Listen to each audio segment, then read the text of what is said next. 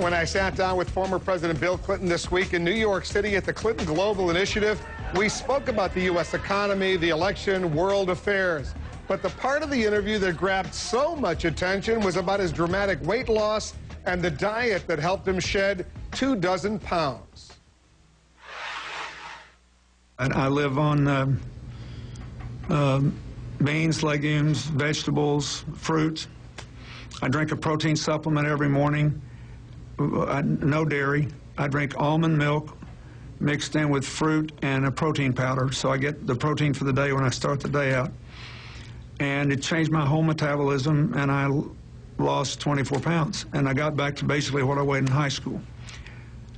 But I did it for a different reason. I mean, I wanted to lose a little weight, but I didn't dream this would happen. I did it because after I had this stent put in, I realized that even though it happens quite often that after you have bypasses, you lose the veins because they're thinner and weaker than arteries.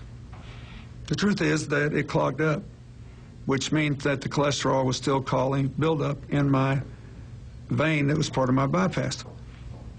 And thank God I could take the stents. I don't want it to happen again. So I did all this research, and I saw that 82% of the people since 1986 who have gone on a plant-based, no dairy, no meat of any kind, no chicken, turkey. I eat very little fish. Once in a while I'll have a little fish, not often. If you can do it, 82% of the people who've done that have begun to heal themselves. Their arterial blockage cleans up.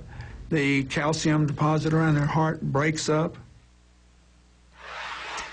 Let's discuss what the former president said with the doctors behind the diet that helped Mr. Clinton change his life. Dr. Caldwell Esselstyn is the author of Prevent and Reverse Heart Disease, and Dr. Dean Ornish is the author of The Spectrum. Let me go to Dr. Esselstyn first. He mentioned both of you for inspiring him to begin this diet. Walk us through this diet, Dr. Esselstyn. Why is this diet so good, especially for those individuals who have a history of heart disease?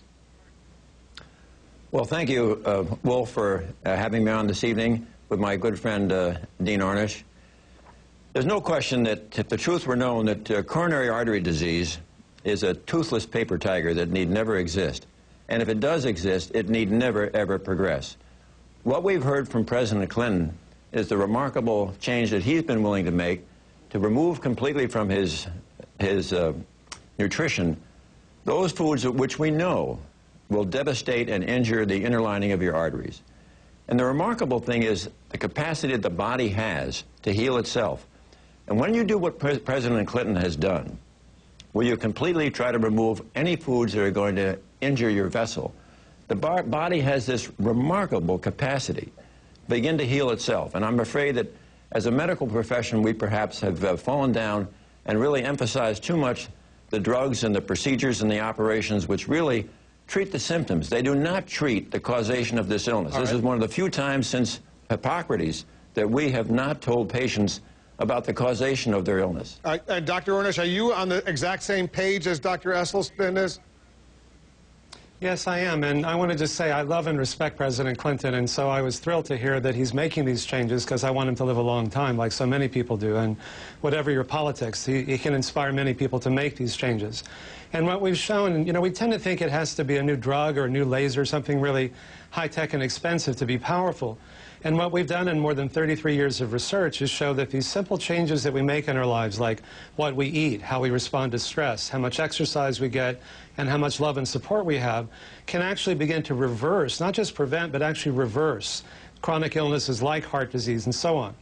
And we found that almost more than 82% of the people who made these changes, as President Clinton indicated, were actually able to reverse the disease. So rather than getting a quick fix like a bypass or a stent does, which doesn't treat the underlying cause, it's a little like mopping up the floor around a sink without turning off the faucet. It keeps coming back unless you change what caused it. Is this diet, Dr. Esselstyn, no dairy, no meat, no chicken, basically no fish?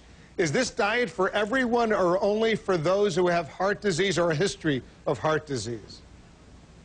One other thing I would add, and no oils, no processed oils. When you say no, like olive oil, even olive oil, which supposedly is pretty healthy. I'm afraid I'm going to have a divergence of opinion there. yes, I would include absolutely olive oil, sunflower oil, safflower oil, corn oil, soybean oil. They're out. Now, you know, since we know that these foods are injuring people, why would we ever want to have them on the menu of our school children? When you question, why wait until people do have heart disease? We know, for instance, that if we do autopsies on our GIs who died in Korea and Vietnam, that roughly 80% of these young GIs will already have gross evidence of coronary disease you can see without a microscope. If we are going to ever make a breakthrough in this epidemic of cardiac disease, we really have to start when it's young. This is pretty important. So you're saying the young kids should not drink milk? Is that what you're saying, Dr. Ornish? No, I'm not. I'm saying that there's a spectrum of choices. And what President Clinton is doing is what you might call the pound of cure. If you're trying to reverse a chronic disease like heart disease, we also showed that these same changes can stop or reverse the progression of early prostate cancer, diabetes, high blood pressure, elevated cholesterol. Then you need to make bigger changes. But if you're just trying to lose a few pounds or get your cholesterol down, you can start by making moderate changes. And if that's enough, great. If not, you can do more. What matters most is your overall way of eating and living. So if you indulge yourself one day, eat healthier the next. Dr. Esselstyn, is this the diet that you personally live on? The one that I described earlier, yes, I most certainly do. My dad had his first heart attack at age 43, and I've been eating this way for over 26 years. And Dr. Ornish, is that the way you live? No chicken, no meat, no dairy, no I guess some of the fun things in life. Is that what I'm hearing you say? You know, the old joke is, am I going to live longer? Is it just going to seem longer if I eat this way? And it's not all or nothing. What you include in your diet is as important as what you exclude. There are hundreds of thousands of protective substances.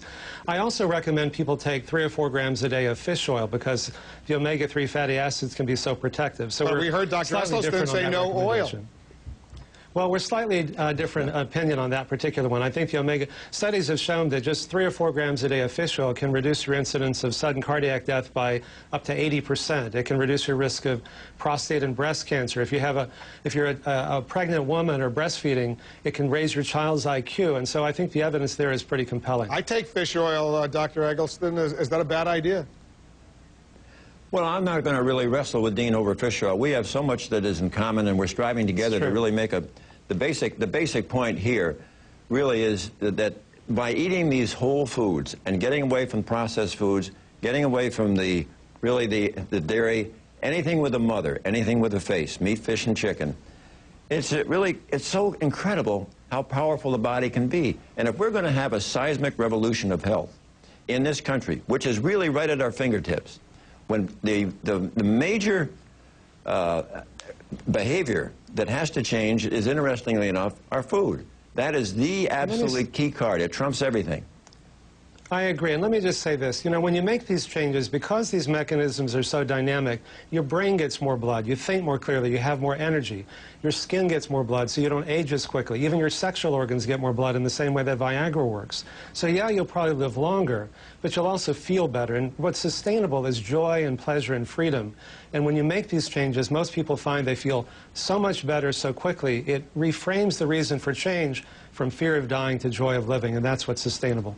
Dr. Dean Ornish and Dr. Caldwell Esselstyn, you got a good shout out from President Clinton. He's on your diet. He's doing the best he can. He's very happy. I saw him in action eating some of those beans and vegetables away from some of the other fun foods, as we like to say. Let's hope he lives a long and healthy life. Guys, thanks very much for coming in. Amen. Thank you. And thanks, Caldwell. You're doing great work. Absolutely. Thanks, Dean. Keep it up. All right, guys.